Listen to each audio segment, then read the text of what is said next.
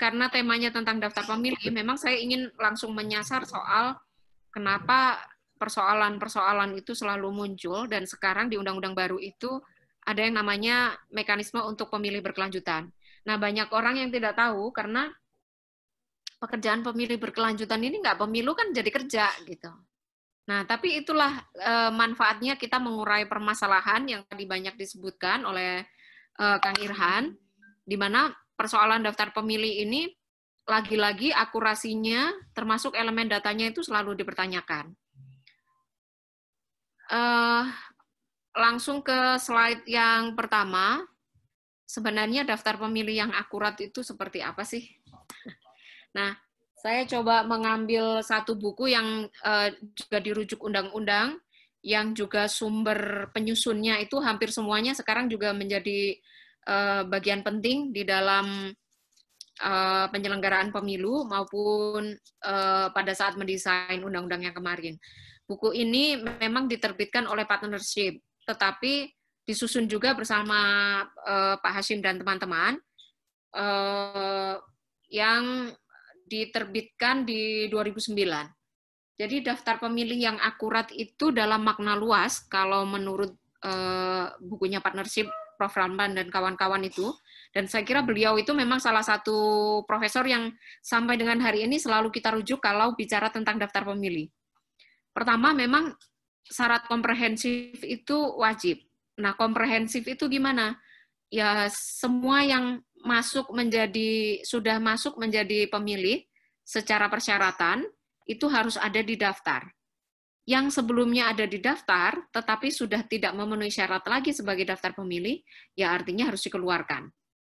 Ya, segala hal yang terjadi terkait keluar masuk pindah datangnya orang, itu secara komprehensif mau tidak mau sebenarnya daftar pemilih memang harus merespon. Nah, kemudian syarat yang kedua dalam makna luas yang akurat itu seperti apa, itu memang mutakhir. Kalau mutakhir itu seperti apa sih? Ya, daftar pemilihnya artinya harus sesuai dengan aktualnya. Yang sekarang, tinggalnya di mana, apakah dia pindah atau enggak, dalam keadaan meninggal atau masih hidup. Kemudian dia itu sesuai dengan identitasnya ada di mana, dan barangkali kalau pada saat disesuaikan juga aktualnya sementara berada di mana. Itulah yang menjadi problem yang tadi juga banyak disebutkan. Kenapa? Karena untuk memutakhirkan itu memang nggak mudah. Banyak masyarakat kita itu yang tinggalnya di daerah mana, sementara identitas kependudukannya itu dari mana. Nah, sementara kita dituntut untuk mutakhir. Nah, kemudian yang ketiga adalah soal elemen akurat dari elemen datanya. Bukan hanya soal dia berada di mana itu harus kita ketahui, harus bisa dibuktikan, karena dalam sistem coklit juga ini juga digunakan ya. Jadi kalau nggak ditemui, di mana tidak ada tetangga atau RT RW yang menjelaskan, ya pasti dia akan kita TMS-kan untuk dicoret. Tidak dapat ditemui, kalau di 2020 ini di pemilihan, di kasus kode 4, sementara kalau bukan penduduk setempat, identitasnya mana, dia berada di mana, ya kita tandain 10. Nah, soal elemen data ini sebenarnya adalah hal yang paling kompleks ya.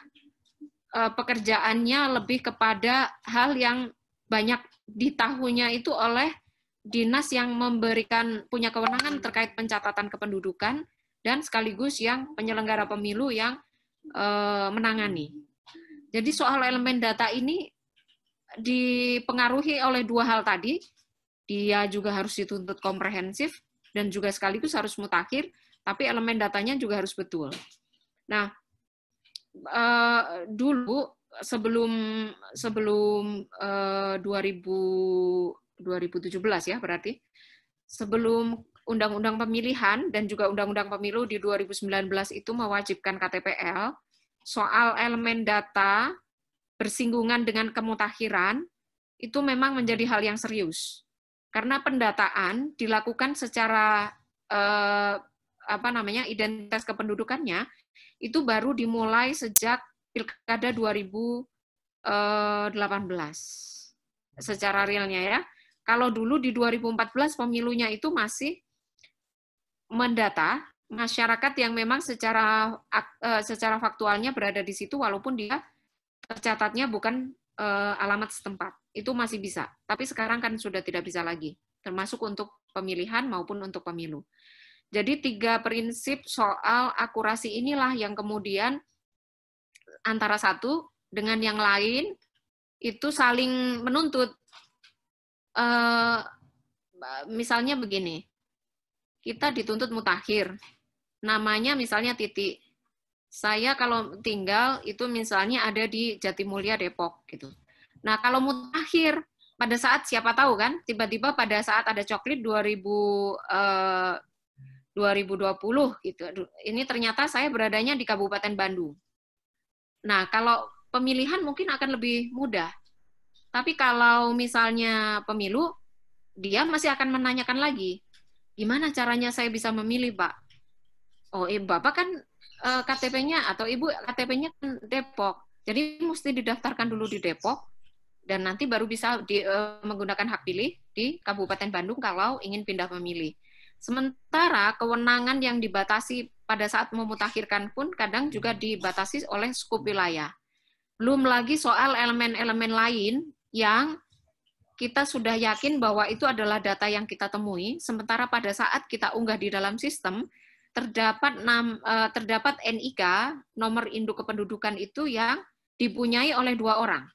Sementara kalau sudah hasil dari lapangan atau hasil pencatatan kependudukan minimal, kita menganggapnya sebenarnya itu sudah akurat seharusnya. Akuratnya kenapa? Kan di register. Register kependudukan itu kan sekarang satu orang punya istilahnya satu kode list ya, satu kode khusus untuk identitas kependudukannya dia. Sehingga seharusnya itu idealnya tidak ada. Tapi kenyataannya itu ada. Ada orang yang berbeda, NIK-nya sama, alamatnya sama. Ada juga yang namanya 2 huruf, kemudian tanpa tanggal lahirnya lengkap, alamatnya lengkap, RT RW-nya lengkap. Ada juga yang seperti itu. Ada yang namanya siapa, tempat tanggal lahirnya juga ada, terus kemudian alamatnya itu sudah beda jalan. Mungkin dulunya karena dianggap masih satu desa atau satu kelurahan, kemudian pindah rumah atau punya rumah baru karena punya tanah warisan lagi orang tuanya di RW sebelah gitu, jadi membuat rumah di situ tapi tidak mengganti kependudukan. Nah itu perlakuannya seperti apa? Ya mau tidak mau, kalau kita mengikuti PKPU, ya harus didaftarkan dulu dari RT RW asalnya. Nanti baru kemudian kalau dia akan menggunakan hak pilihnya di rumah yang baru, yang dia belum urus secara secara identitas kependudukannya, ya nanti dibuatkan A5. Nah, mungkin proyeksi ke depan memang rasanya membuatkan A5 itu bisa dibuat untuk pelayanan dini kali ya. Kalau dulu pelayanan dininya itu kan setelah DPT. Tapi ini sebenarnya sejak masa-masa awal untuk pendaftaran pemilih saya kira bisa. Slide kedua. Nah, kenapa kemudian di pemilu 2009 sampai dengan ke sini itu yang ada di undang-undang dan PKPU itu selalu mencantumkan bahwa yang ditunjukkan itu adalah data kependudukan. Jadi bukan lagi menggunakan kartu pemilih seperti pemilu sebelumnya. Karena memang ada putusan MK di tahun 2009, tanggal 6 Juli itu, yang menentukan bahwa warga negara yang tidak terdaftar dalam pemilih dapat menggunakan hak pilih dengan menggunakan identitas kependudukan KTP, KK, paspor. Nah, ini saya kira yang konsisten juga muncul di dalam PKPU kita, bahwa apabila seseorang ingin menggunakan hak pilih, identitas sebagaimana dimaksud ini sebenarnya bisa ditunjukkan. Nah, pertanyaannya kemudian, bagaimana kalau antara alamat antara NIK yang ada di KTP dan KK itu berbeda? Nah, kalau di PKPU 19, untuk pemilihan 2020 ini sudah dipertegas bahwa jika mungkin ditemui ada KK yang di situ dicantumkan NIK-nya sama, NIK-nya berbeda dengan KTPL-nya yang ditunjukkan, kita mengikuti KTPL-nya.